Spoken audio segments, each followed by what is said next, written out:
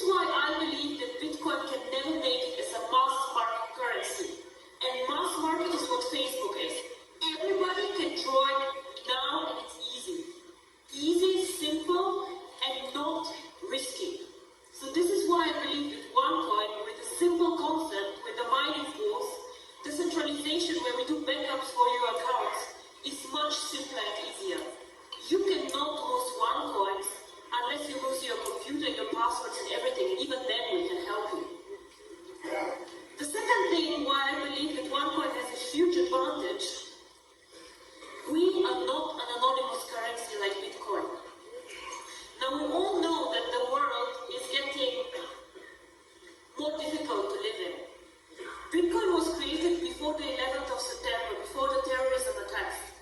And the world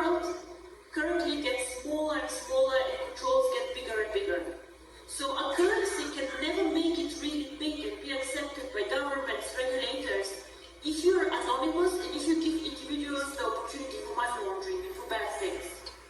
And if you all follow the press, you know that Bitcoin always is the boost for things like this. Anonymous transactions, people buying drugs, buying weapons, buying things that they should not. This is something that we do not want to do with OneCoin. We don't want people who need this anonymity, they can go somewhere else, but not with us. And this is also why we are very, very strict on procedures. Whoever joins OneCoin does a KYC procedure, where you upload your ID card, and we do everything that the regulator even does not want us to do, but we do this to show that we are legitimate business to stay. We cannot grow this company really big and be a global player if we don't play by the rules. And this is very important for us. And the third thing, and this is my favorite, and the third thing why I think that OneCoin has a really great advantage over Bitcoin is how we use the coin. Now, if somebody asks me, and people ask me all the time, oh, cryptocurrency sounds interesting, but how is cryptocurrency backed up? What is the value of cryptocurrency? And to be very frank and honest with all of you, the answer is simple and not very pleasant. Cryptocurrency alone has no value at all. Nothing. It is not backed up by gold, it is not backed up by a government, nothing. So why has Bitcoin a price? Why has OneCoin a price? Now everybody can go and create a cryptocurrency. Kari, for example, who currently does not pay attention to what I say, he can create Kari coin. And now he missed it. And his coin has no value. Nothing. I'm sorry, Kari, it's okay. However, cryptocurrencies can create value with two things. One is the brand. You all know that you will go and you will pay a higher price for a well-known brand than for somebody who is like not well-known. Now, Bitcoin, everybody knows Bitcoin, so they have a very strong brand. OneCoin, when OneCoin started with 100 members, 1,000 members, it was a very weak brand. Now we are over 1.4 million people. The brand gets more and more global, more and more well-known, so this again drives the value. We have 1.4 million people. Now think again about the Facebook example. If I've launched the Illusion book, will you come and join my Illusion book? No, you will not. All your friends are somewhere else, yeah? So you have to get them all here. You invested time in like creating friendships, you have your fan page, you just say, fuck off, don't bother. I'm not joining anything else, I stay where I am. This is why people cannot copy us. I can give you today the source code of my coin, but you cannot build up like this 1.3 million people who invested time in this concept to understand what it is, who invested money in it, who want to develop it. All these people need to move to 2Coin to make 2Coin as valuable as OneCoin is today. And this, in my opinion, will never happen, and I'll tell you also why not. The second thing about cryptocurrency and everything that is out there, nobody will go and pay money for something that has no way to use it. Now, we have these beautiful gold coins, I don't know if you know them, for the Ruby rank you can get a gold coin. It's very nice, it's valuable about 750 euros, fine. So, and I make the example, which is the following. If me and Kari end up on a lonely island, Kari has some stupid gold coin and I have a knife, you bet I will win, and I'll survive much longer than you. And the same actually is valid for cryptocurrency. If we just tell ourselves, oh, it's valuable, the price will grow, and maybe I have to work with networkers.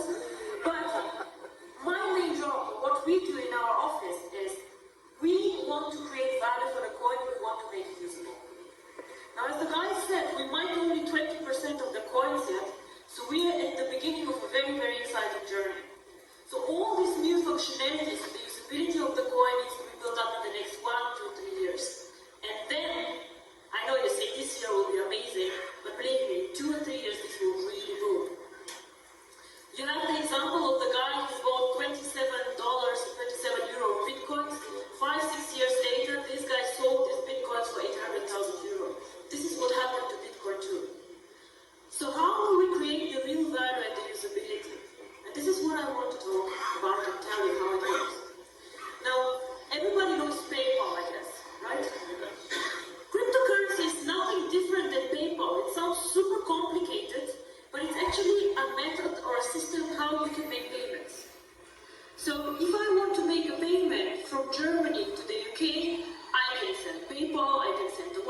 transfer, but I also could send cryptocurrency.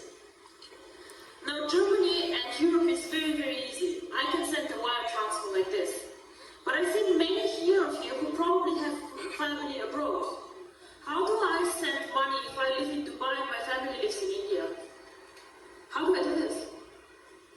Most probably, I'm not sending a huge amount of money, so I'll go to Western Union, and we all know what fees Western Union charges, we all know what limits Western Union has, and we know how difficult it is for the people on the other side to go and get the money out, and it takes time.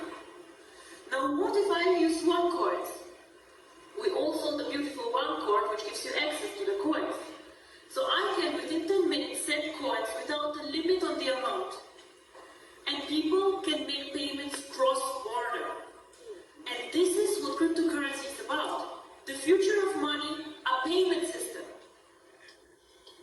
And we're not competing with the banks. This is very important for me. We're competing with people who currently do a lot of payments, like Western Union. We're competing for the mass market, for everyday people. People who even might not have access to banking. Who will use the coin? Probably it will not be us in Europe, because we are so spoiled with the banking system. Everybody can have a bank account, everybody can go out there. But out there are 2 billion people who have no bank accounts, no access to banking, or banks just say, we don't make enough money on them, we don't want them. This can be people in Africa who even don't use smartphones, who have these old Nokia phones, one in a village. These people actually could get access to money and can be banked. OneCoin can provide banking for everyone, and this is my vision.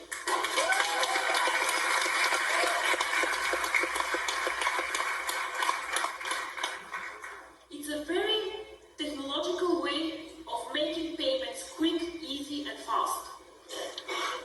Why cannot Bitcoin do this? Because it's more complicated. And the second thing is that very few people know Bitcoin were the first ones. So they did the blockchain, they did all of this. But unfortunately for us, our technology is better and we can do more transactions with our blockchain than Bitcoin can. Bitcoin can do with the blockchain as many transactions per year as Mastercard does per day. It's a technical limit, they just cannot grow more. Well, we started years after them, thank God, and we have a more advanced technology. We can take much more transactions than they can. So again, we can serve a much broader market. Very, very interesting. So what we plan is to bring the cryptocurrency to the emerging markets and to get the users of the coin there. We started already very successfully in Asia, Philippines, Thailand, all these countries. China is one of the biggest users actually currently of the coin. We start off now in Latin America. We have planned strategically second half of the year to go to India, because this is one of the most cryptocurrency friendly countries. Very, very interesting. And end of year we want to go more focused into Africa.